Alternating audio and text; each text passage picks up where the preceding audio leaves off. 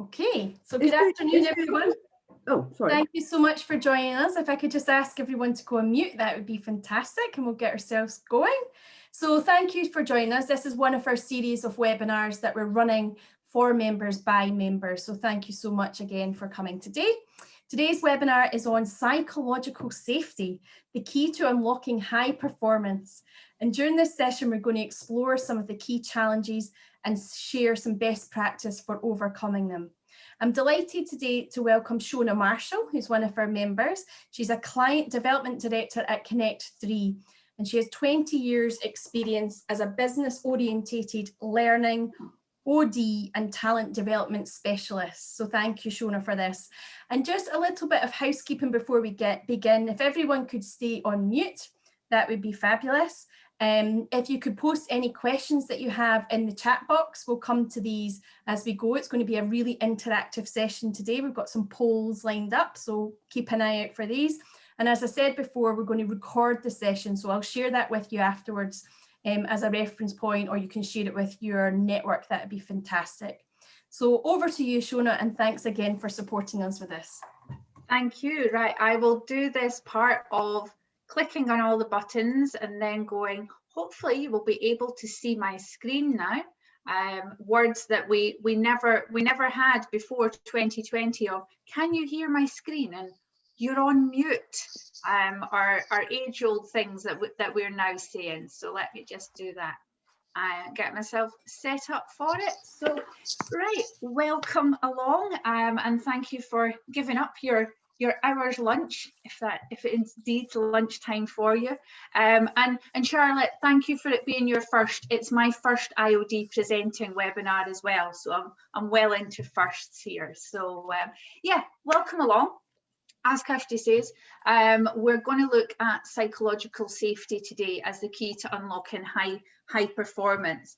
I think psychological safety is increasingly becoming recognised as that characteristic of a healthy culture, with most now agreeing it is the most important factor contributing to a team's effectiveness. But what I want to look at today is what makes a team psychologically safe. It's a real key buzzword just now, and we want to really get to the heart of it and the roots of what it's about. So for me, just a little bit in terms of the role that I do at Connect3 as Client Development Director, that is a little bit about me. Please excuse the photograph. That is not something that I love.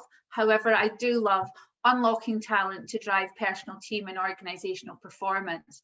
And that really has been, for me, a bit of a eureka moment when I came across psychological safety and the concept probably about a year and a half ago now, and it's really intrigued me, and the more I find out about it, the more I want to find out about it. So yeah, that's about me, but today is all about you, so let's move on and have a think about it.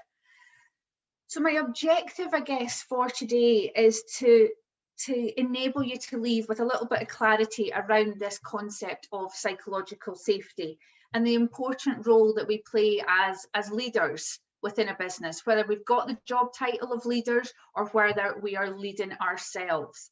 And I'm also going to introduce you to the Psychological Safety Index, which can actually be used to get real data on the subject. And that tool has been developed in collaboration with Amy Edmonston herself, who wrote the seminal book that you may have heard of in terms of the Fearless Organisation. But before we start on the journey of discovery, I'm just going to ask Kirsty to launch our first poll, hopefully, she says, fingers crossed, in terms of who have we got in the room today, in the Zoom? How are you arriving at this session? So have you heard the term? Unsure what it's about? Curious to find out more? Have you read some of the numerous articles so you know the basics? Thought you could see what else you could learn? Been doing some reading? Got the basics, keen to explore further, or do you actually feel that you should be the one leading this webinar because you've got all the knowledge that you absolutely need on psychological safety? So yeah, it's all anonymous. So click your box and let's see where our audience is arriving at today. Okay, I'll give it a few more seconds and we'll try and get the final votes. Final votes are in. It's a bit like X Factor. Okay, we'll close it there. Here's the results. There's the result. Excellent. Oh, right. So if the person that's got an in-depth understanding of it wants to chip in at any point and challenge or reinforce any of the points, I would be delighted, because I think that's the thing, that in terms of being, I'm not proclaiming that I'm the subject matter expert in it. It's just something that has really got my passion going, and I think can be really, really useful for businesses. And great that people are curious about it, because I think it is something that is worthwhile being curious. So we've got a nice mix there in the audience today. Thank you. So I think we can close that one now. Perfect. All right. So let me quickly go through some of the background, because psychological safety, as we know, has become one of those business buzzwords of our time. But while the work that Amy Edmonston has done in the 90s, it really goes far further back than that. And it's not a 90s fad. It goes way back to 1965, when Edgar Schein and Warren Bennis, two really well-known forefathers of organizational change, absolutely looked at it. And sorry, I'm getting distracted by the chat there. And they argued that psychological safety was essential for making people feel secure and capable of changing their behaviour in response to organisational changes. So that was back in 1965. Schein then went on to suggest that psychological safety helps people overcome some of that anxiety that maybe occurs when they're presented with data that contradicts their expectations or hopes. And when it exists, when psychological safety exists, it allows individuals to feel free to focus on the collective goals and the problems, and looks at the prevention of those problems rather on self-protection. The term then experienced quite a lot of renewed interest when Amy set out to investigate whether high-performing medical teams made more or fewer mistakes than low-performing teams. So she collected the survey data to indicate whether teams high-performing, and then compared that data with the statistics to teams that made the most mistakes. And when she put the data side by side, that was when she noticed something really puzzling, that the high-performing teams weren't actually making the fewest mistakes. They were making the most. And her eureka, or her light bulb moment, then came from the fact when she considered the possibility that the better teams had a climate of openness that made it easier for them to report and discuss the errors. And that was when she thought, the good teams don't make more mistakes, they report more. And it was from that research that the concept of psychological safety was reborn. Her research was published in 1999, her first research report was done. And then since then, she's looked at psychological safety over a number of companies, as have many others. One of the most sort of important pieces that's been done, or the most well-publicized piece, has been one done by Google, which was called Project Aristotle. And in Google, they studied 180 of their teams and found that what they called their smarts and resources can't compensate for what a team may lack in psychological safety. And they went as far as landing on psychological safety being the single most important factor in explaining high performance within their teams. Not to be outdone, Microsoft have recently done their own study as well and called it the art of teamwork, and they came to the same conclusion. Team members who feel safe are better able to take interpersonal risks. And this then allows them to bring their full selves to work, which in turn sets the stage for innovation and ideas to flourish. My mother just calls that common sense. So my mother talks a lot of wise words, but that's where it is. And companies like Google and like Microsoft obsess now over this psychological safety for one reason, and one reason only: it gives them success. They need their people to challenge the status quo without fear of retribution or the risk of damaging their personal standing or reputation. They need people to be able to speak not only truth to power, but opinion to power. And they need their people to be innovative, which ultimately creates that competitive advantage that is allowing their organizations to thrive. What organization doesn't want to thrive? Yeah. So we know now that through both scientific and industry research that psychological safety does have tangible benefits. At an individual level, it can positively contribute to our personal health, our well-being, and that feeling of self-worth and belonging. And at an organizational level, we can see that the demonstration of the evidence of psychological safety is in productivity, performance, and innovation.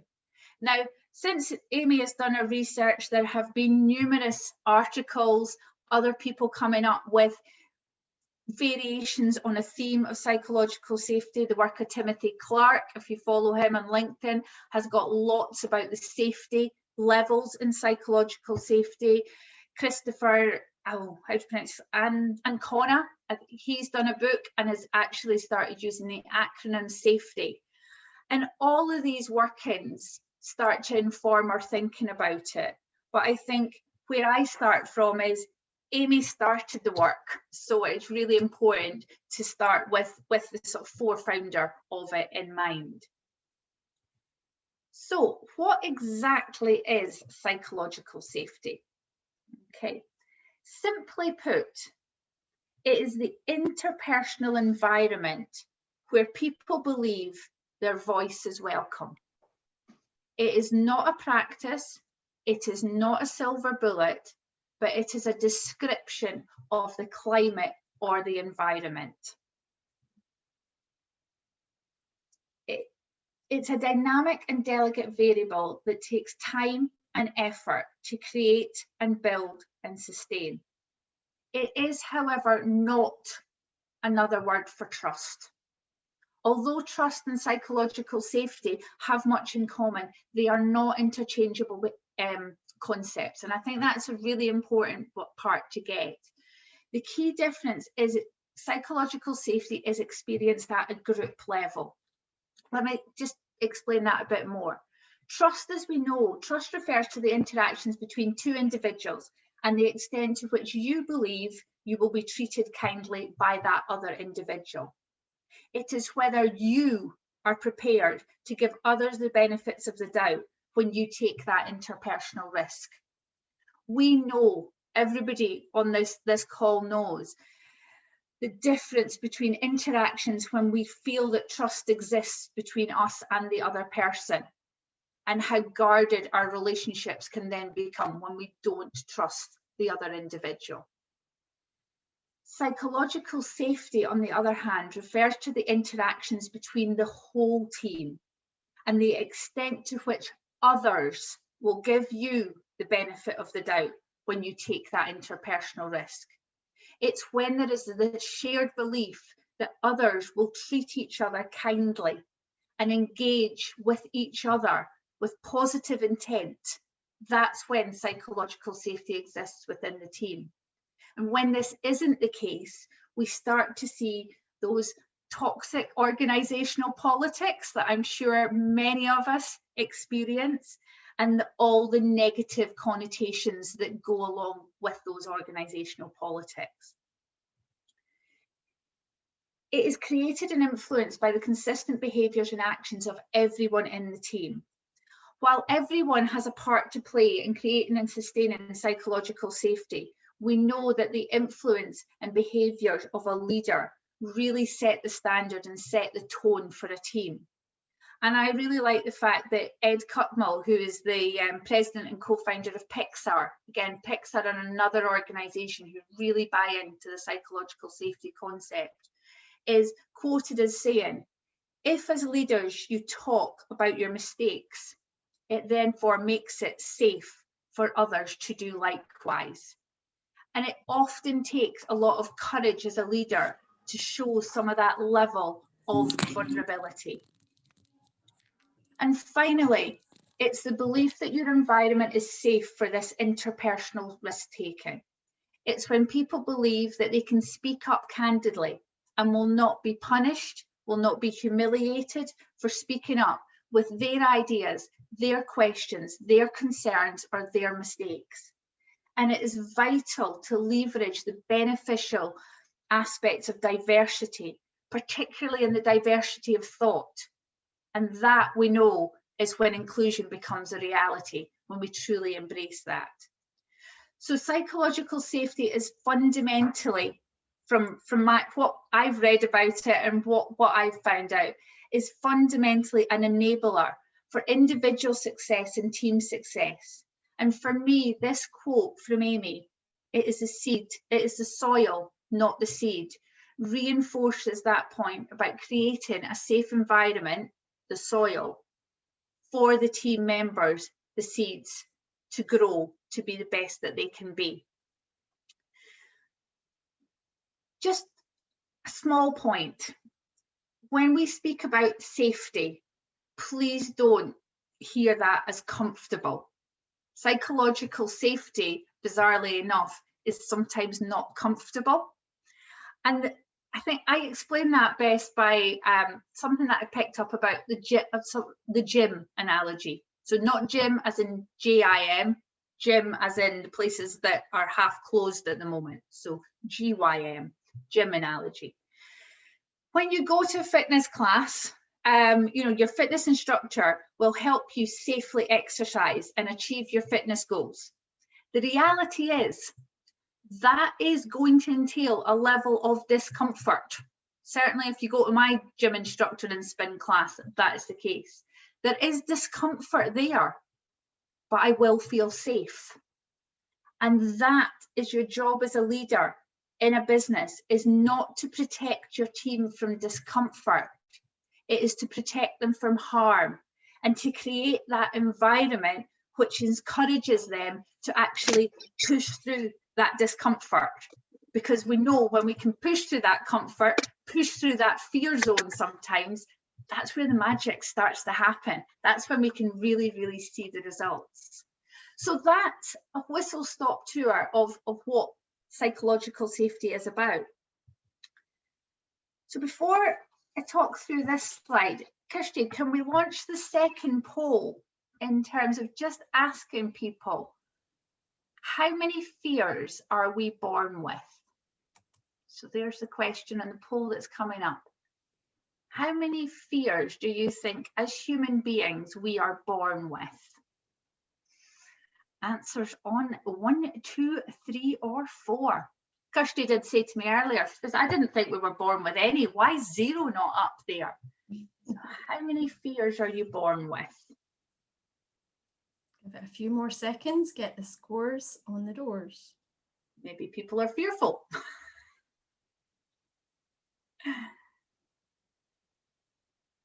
Still going up. Still going up. People are thinking about it. Okay, I'm going to end. All right. Here we go.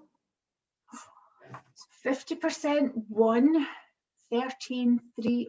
Okay. So be interesting. I'm going to share the output now. But if anybody wants to just stick in chat as a bit of fun, bit of interaction of what you think those fears are, that would be lovely to see them popping up. Matthew, you've got the first one. Is one of the fears you're born with is the fear of falling. There are 2 fears that we are all born with. And Ashley has got the second one, loud sounds. Those are the only 2 fears that we are actually born with. All of the other fears that we experience are acquired throughout our lives and are self-generated by certain events, by situations, and by people that have marked our minds and emotions in a way that makes you feel scared, And that is when our body responds with that fight or flight mechanism. Yeah, so everything else that we fear is self-generated. And we know that the fears that we don't face become our limits. You know, the concept of imposter syndrome is widely known, and it's not a women-only phenomenon. There are others that experience imposter syndrome as well.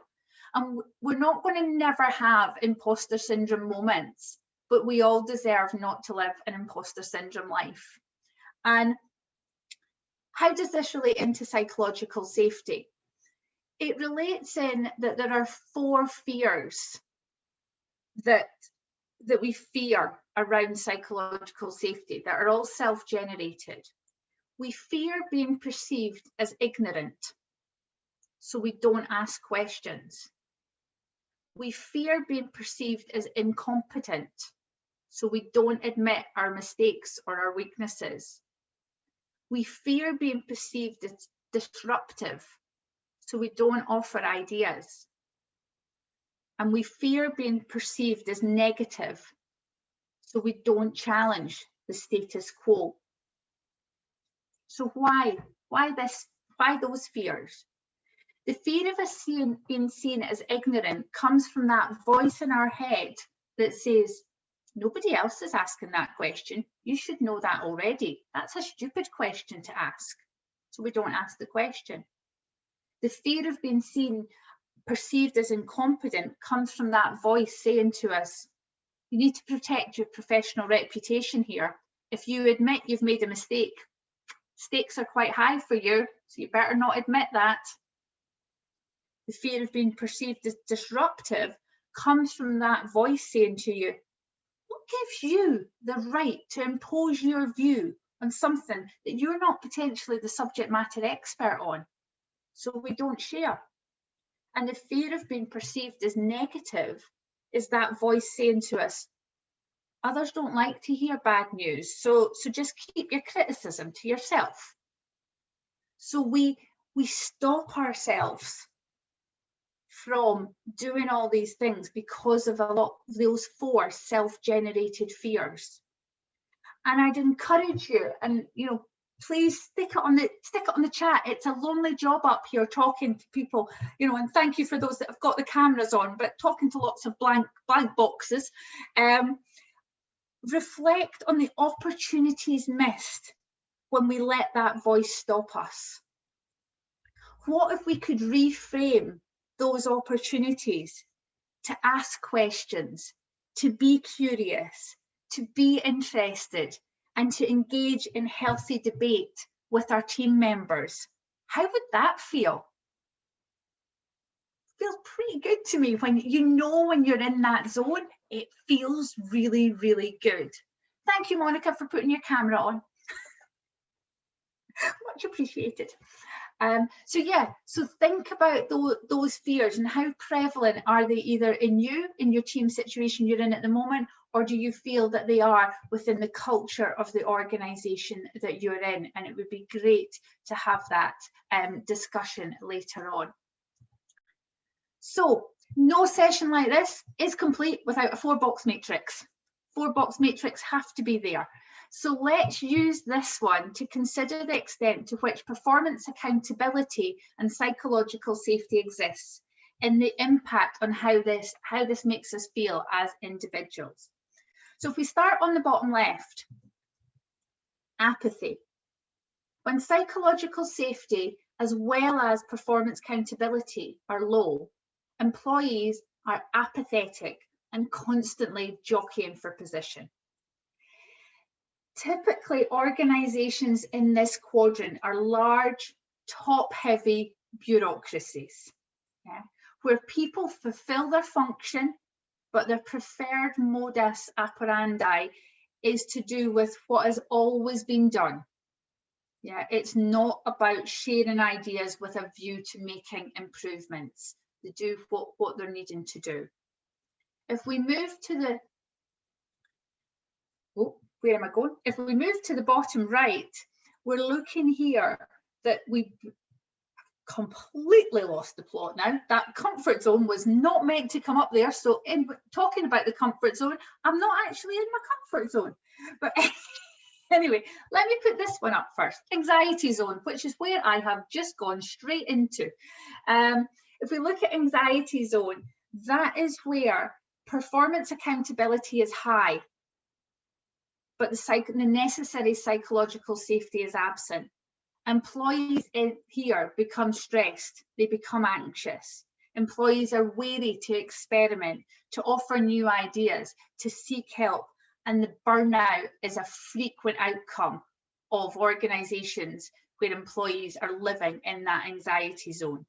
Now, typically, organisations, your investment banks, your high-powered consultancies, that type of environment just thrives in here.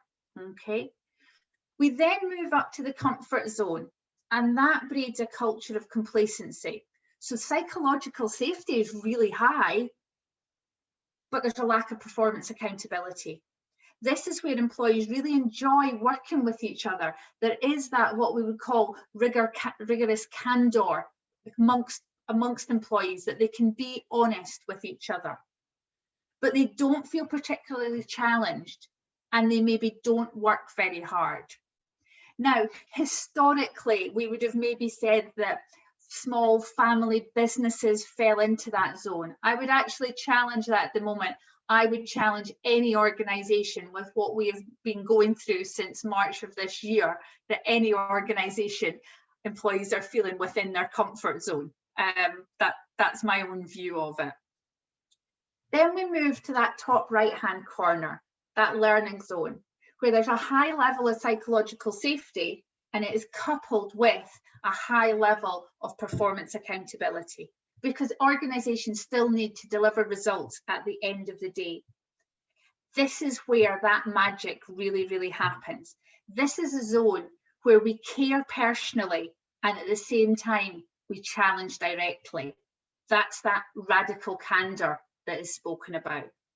Here, the focus is on the collaboration and the learning, and where people with that growth mindset that is also spoken about can really thrive. And from organisations' point of view, excellence can actually be achieved.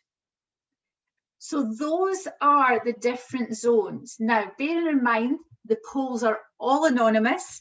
I'd just be interested in this next poll, looking at those 4 different zones. Where do you think your team currently sit? The team that you're working in at the moment. And this is, I guess, a good time while you're answering that question to think that your team may or may not be aligned with the organisation culture. Unlike employee engagement, I don't think that psychological safety exists at a massive organisational level. It exists in many teams that all then add up to the environment, such as a Google or a Microsoft, being psychologically safe. But it's really at a team level that psychological safety exists, because you could feel psychologically safe within your team and your working group, but yet go to the next level, it's like, oh no, wouldn't feel psychologically safe with them. So just interested to see where you feel that your team sits at the moment, and if anybody then wants to come off chat. Right, have we got some answers in? Have we still got some audience participation going on? Still going on, it's still going up, Shona, so I'll give it a few more seconds. I'm conscious I've got a few questions kicking about there as well, so let me just excellent. We will come to them. There, I'll end it now. Here it comes. End it now. Give me a second. That's okay. There you go. Oh, wow. So we've got potentially one person, their team is in the comfort zone, and maybe that's potentially that isn't a good thing. You know, they're maybe not having, you know, you need that level of performance accountability around about it. I think that's really I was going to say concerning, maybe it's just a reflection of the situation, but people being in that anxiety zone. It's a bit sort of, wow, yeah, comfort zone. Oh, we've got comfort zone twice there. Sorry, that is my typing. So we've got, but in terms of that, we've got anxiety zone, we've got apathy zone, and comfort zone. Just Sorry, I never spotted that, Shona. That's all right. I've just spotted. We're cool. We started got. The fact is, it's the same percentage, Kirsty, so we're all right with it. We're cool. We get away with that one. I shouldn't have highlighted it, but I felt safe to. So yeah, let's see if we've got time at the end, or does anybody want to quickly come off mic at the moment and share, if you did put in that anxiety zone, what was leading you to sort of share that was where you are? I know that Barbara, you've said that you hated the anxiety zone in your large consultancy. Anybody experiencing that at the moment that wants to share anything? Miranda, you're off mic. You got? Yeah, I was just going to add that because of the changes in the external circumstances, you know, I work for myself, and I'm also part-time in an organisation, and we have a lot of there are a lot of contracts that are now in real danger because of finances of other organisations. We've also got a couple of people who have kind of worked themselves into ill health. And so I think everyone is feeling more anxious. And I would say that we're normally a learning zone kind of organisation. And certainly I like to feel my own organisation is. But I think at the moment it's very difficult to keep teams in that learning zone because of the realities of what's going on. You know, all of us are working with organisations who have folded, that are doing amazing work for disadvantaged communities, and you know that raises your anxiety zone and the anxiety across all of our workers, I think. So that was why I ticked that one. And I would normally in better times would definitely have ticked learning zone. It's a great organization. And I think, thank you for sharing, Miranda. And I think there's a real key thing there of, this is, I guess, where some of my passion comes from around psychological safety, because I think it is of its time. It's always been important, but I think with what we're experiencing at the moment, it is even more important to get that nailed. And I also think it's important to remind ourselves that psychological safety doesn't just happen. It is influenced by so many other factors, and it also can't be looked at in isolation. I just want to very quickly reference 3 different things here, and there are a multitude of things out there, but for me, I found it useful to explore in connection with Lencioni's dysfunctional teams. If you look at his work and his model, there are 5 natural pitfalls differentiating a dysfunctional team from a trusting team: inattention to results, avoidance of accountability, lack of commitment, fear of conflict, and absence of trust. So again, a different lens to which organisations and teams can start to consider the extent to which psychological safety exists. You will have potentially different levels of psychological safety or feelings of it, dependent on what stage the team is in terms of its forming, storming, norming, and performing stage of its life cycle. There will be differences in there that will be influencing factors. And you know, for those of you that are familiar with Insight's psychometric, and there are other psychometrics available, we know that all teams have that mix of those different color energies, and it's our ability to adapt to enable everybody to be the best version of themselves at work will also have an influence on the psychological safety. So I guess to summarize this section of it, when people feel they lack psychological safety, they feel tied up in knots about whether others will think less of them, and they hold back too much on what they are seeing and what they are thinking. And that is when that dangerous silence can exist within organizations. Yeah, if you think about the Volkswagen emissions, yeah, people knew about that, but somewhere along the line at various different levels, Silence was the choice that people made about it.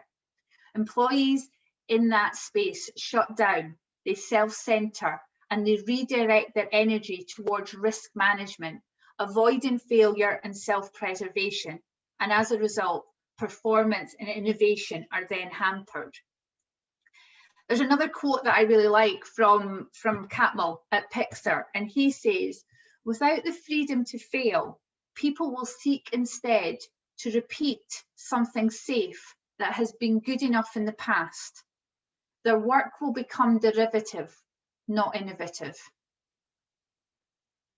Okay, so therefore, psychological safety exists when you're not afraid to take risks, when you can raise problems, you can disagree, and that then in turn gives you permission to be yourself, to make mistakes and to ask questions.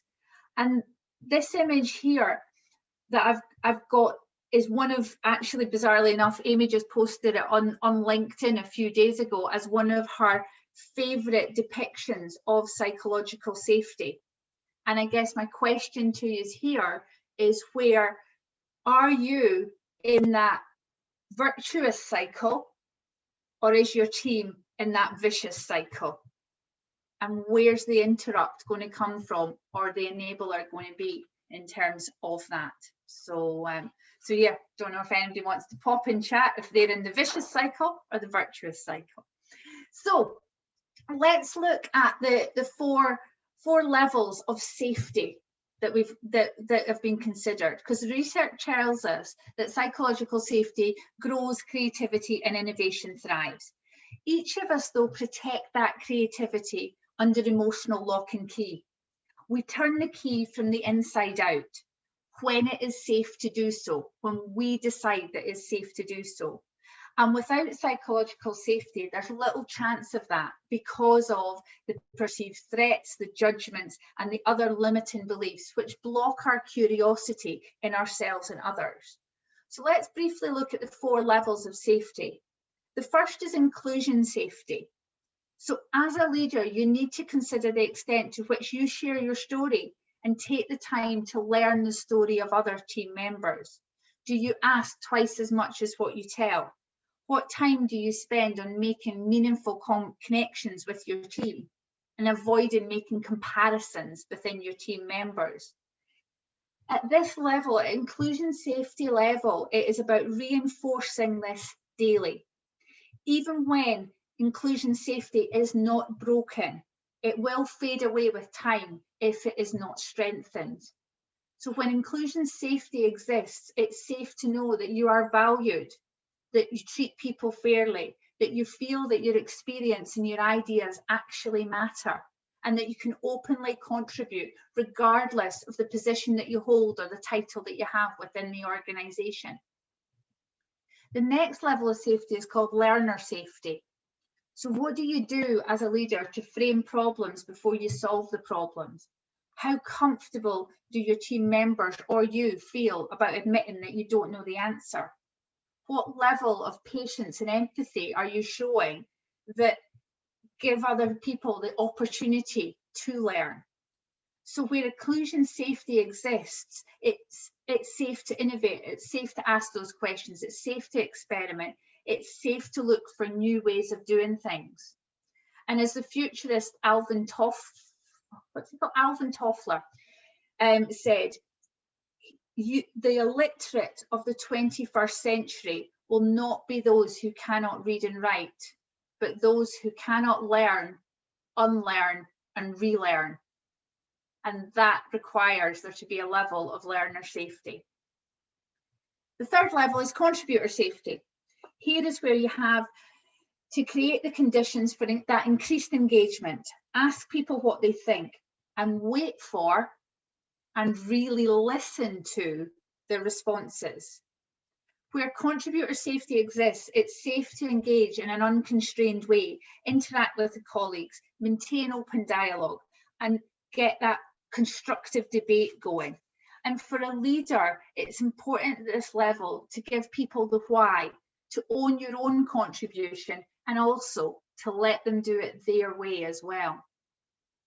The worst thing that you can do, not just as a leader, but as an individual at this level, is to do what I would call shutdown statements. We know what they are. When somebody just takes the feet from underneath you and you wish that the ground could then swallow you up. Yeah.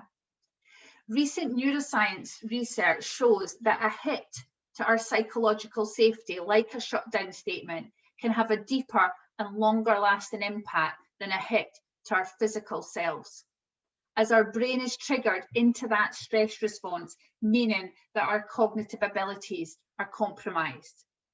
And more than that, our social memory, our memory for that rejection that we felt, even many years after the experience, can create that same level of emotion as it did at the time it occurred. I don't know about you, but I can remember some of those moments where I've put myself out there, said something, and then be made to feel about that small. And even just thinking about them makes my stomach churn again, and I can feel those emotions like it was yesterday. Yeah. So that explains why the fears that we explored along with anything to do with imposter syndrome moments, really are real for so many of us on a day-to-day basis. And then the final level of psychological safety is challenger safety. And that's where challenger safety means that it's free to speak up, to express our ideas, to expose those problems. Here, as a leader, you need to be able to take your finger off the fear button, encourage each other and others to explore beyond their role and model that real art of healthy debate. I really like the example that's given from Alfred Sloan, former CEO of General Motors. And he asked at a board meeting, are we all in agreement with this? Okay, technically say that's a leading question. He asked, are you all in agreement with this? Everybody around the table nodded, to which his response was, then I propose we postpone further discussions until our next meeting to give ourselves time to develop disagreement. He wanted that debate with people. He wanted that. He didn't want just people nodding, but maybe they didn't feel safe because of the environment. So how do you actually measure this concept that I've been babbling on about? How do you measure it? It's no big secret. That's the 7 questions. Those are the 7 questions by which this complex topic is explored. They are openly shared by Amy and others in their books, in articles on social media. There is no stopping anyone from sharing these questions with their team members, asking them to score it on a strongly agree to strongly disagree rating scale, compiling the results, and then exploring the answers through group discussion. There's nothing stopping you. However, how psychologically safe would that feel? And that's where, I don't know, is it safe to actually share how I'm really feeling about that when there is not a level of confidentiality around about it? And before I became certified in the PSI tool that I'm going to share with you in a bit, I did, as an external facilitator, use these 7 questions, got the team to score it, hand it back into myself, and I shared the results. And I guess on reflection, it was great. It started exploring the concept, but there was a bit of a flaw in the rigor by which that was being applied. And I think this is where we've got to be very careful in how we actually talk about that term, psychological safety, and it doesn't just become one of those net buzzwords that everybody uses, but nobody really knows what it means. So what Amy or what the Fearless organisation have done in partnership with Amy is break these 7 questions down. I know there's not many of 7, but break them down into these 4 domains. And each of those domains have 1, 2, or 3 questions in them. And that then is the basis of the report that comes out, which gives the framework. Remember what we've said, psychological safety is the soil, not the seed. Gives the framework on how to start having those types of conversations within the team. So let me just give you a bit of an example on how the data then looks like, and how this then, whether you do it through using this tool or other tools are available, you can look at it in terms of the 7 questions and anonymity, things like that. But it's more about, what does this tell us? What does this start to do it? So what you can see here, if I do my little, I won't move my mouse about too much because I absolutely hate it when people do that.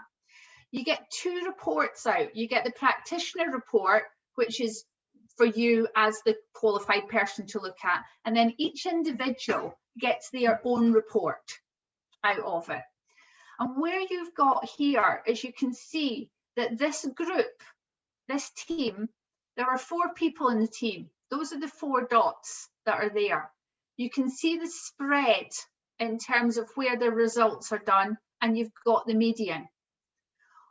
What we're then saying is the top quartile of teams that have got really high psychological safety are up in this quadrant here. The next team quartile are here. The next quartile are here. And then this quartile ranging from there to there, they have got low psychological safety. So you can see there that you can start to go, compared to the norm of other organizations who are measuring psychological safety, where do we sit, and how does that feel for us? So the recommended approach on doing this is that each individual is given their own personal report. And then you have a facilitated discussion about, right, how is this showing up for us as a team? And there is one rule, and one rule only for that discussion, that nobody can directly ask somebody else what they scored, right? So you can see what I've done here on that top graph. That comes from the practitioner's report. So in the majority, that is not going to be shared directly with the team or the individuals, because that wouldn't be psychologically safe, right? But you can see that the spread is quite tight in terms of where each individual is. The problem here is that they're all agreeing that they have low psychological safety. So that is therefore your starting point, yeah? So it's positive in one way that they're all in agreement. However, it's not positive that they're all in agreement that they're at the lower end of the psychological safety index. If we move to the inclusion and diversity aspect domain and the willingness to help, I've chosen there to show you on the personal reports.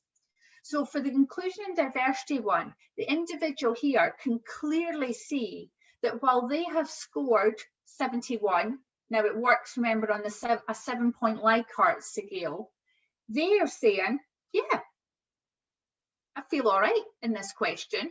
However, that is very different. They feel very different to how others are feeling within the group. So that then would encourage me to start thinking about asking that team questions and holding that safe space of, right, okay, what's the response to seeing that as a team? Why and how do they think this gets in the way of their effectiveness as a team? For the willingness to help part of it, the report is suggesting that they are all pretty tight in terms of they are all offering each other practically no help. None of them are feeling safe asking each other for help. So if we know that in terms of culturally, we know that if nobody's able to help each other out, there are issues then around trust, about quality, about security. So how is that impacting their ability to come together on the tough issues if there's no willingness to help? Yeah. I'd be inviting team members there to start exploring, well, what does help mean to each of them? What do they feel is preventing them from asking for help from each other? And to what extent is that impeding their progress? So again, we're getting to this point of psychological safety will not give you the answers, but it gives you the debate and the opportunity to start thinking about it.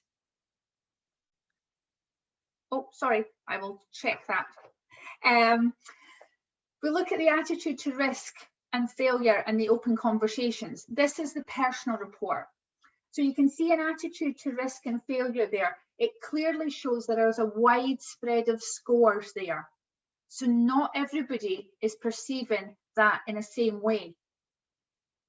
So what does that mean? You've got somebody way up there thinking, yeah, it's safe my attitude to risk and failure is safe within this team, when others are not feeling it at all. So what does that mean in terms of the team dynamics? And similarly, in the open conversation, again, there is one outlier there. So what is that meaning? So that just gives you a flavour for the kind of conversations that, by really measuring psychological safety, teams can start to have with each other.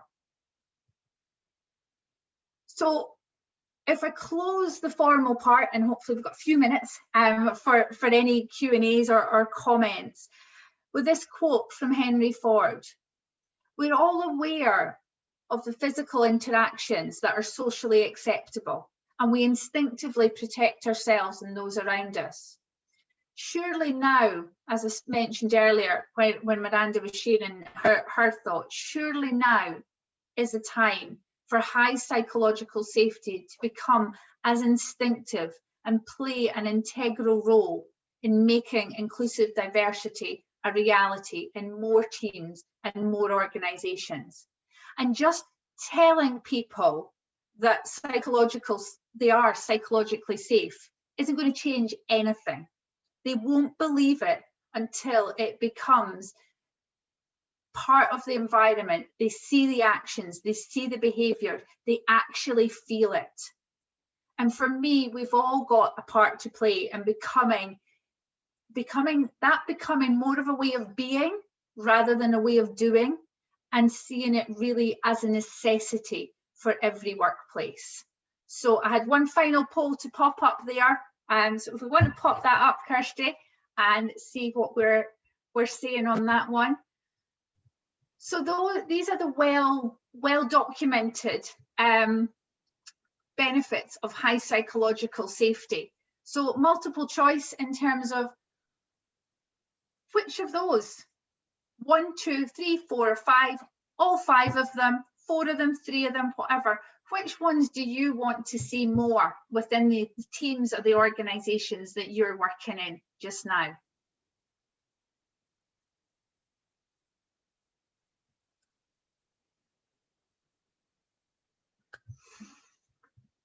There we go. This is the so what of it. It's not about the measuring, it's what you do with the data. That's the key thing. So just give it another 10 or 15 seconds just to get a few more just to get everybody thinking about it.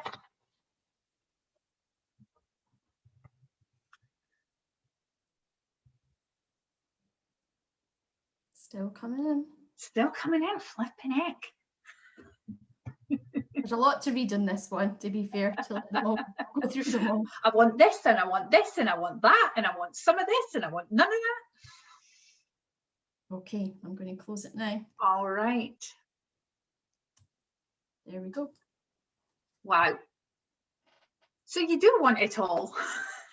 And I think that, this gives you a mechanism to start to move to getting some of those things.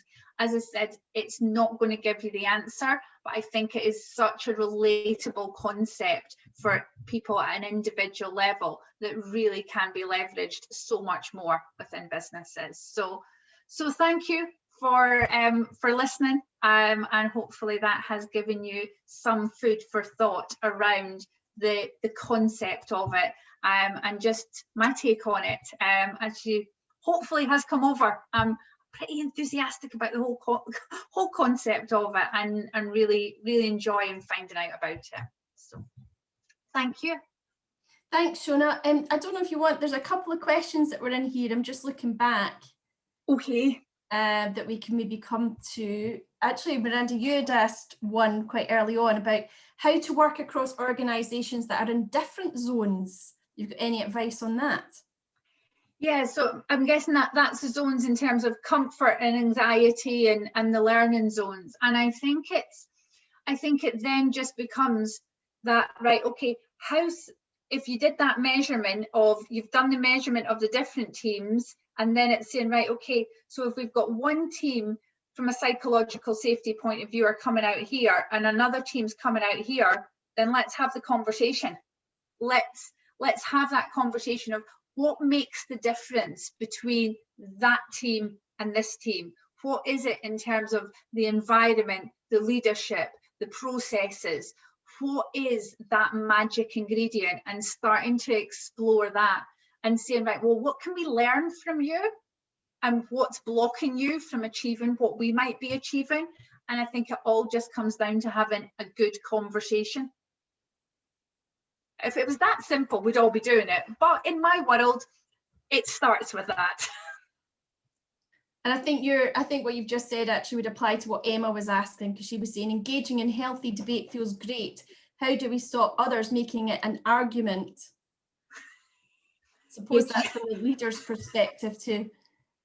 Yeah, and I think everybody approaches these things with a positive intent, and it's thinking about, well, where's that coming from that they're starting an argument? Is it from a place of fear that they're starting their argument? And I guess instead of being going into our react mode of being judgmental about that, it's about being that curious and taking that step back and going, where's that coming from?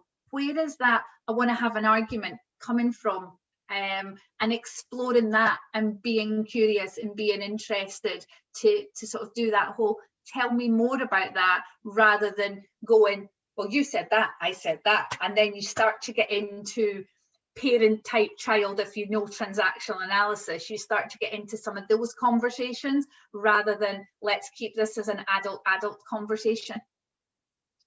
Thank you. Some good hints and tips. Any final questions from the audience? Anybody else want to come off mute and say anything more?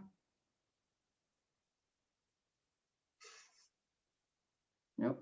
You're getting used to that. It's that silence that we talked about. It's like, okay. I know, but actually you'll see at the end there's lots of nice comments in the chat, and lots of people have put in their experiences there. I won't go through everybody's comments, but they're there to see. So just to thank everybody again for coming to our webinar this afternoon, and for Shona for sharing her expertise. It's something I knew very little about, but it's really interesting from my perspective, and I hope you would find it of value. Everyone who came on the call, whether you're a small organisation, you're a consultant, or you're part of a bigger organisation, and how you can use some of these kind of fundamentals within where you work. So it's really helpful. Thank you again for that. So just to say, we have another webinar on Thursday, and I hope you can join us. It's on LinkedIn profile, so anybody here wanting to hear from the experts on that. And then next week, Thursday and Friday, is IoD Scotland's annual conference, and we've got an amazing lineup of speakers for that. So I hope a lot of you can join us. You don't have to be based in Scotland. We've got some people from down south and America joining us today. So I hope you can make some time to join us next week for that. So I'll bring it to a close and just thank everyone again for their time. Thank you. Thanks, everybody.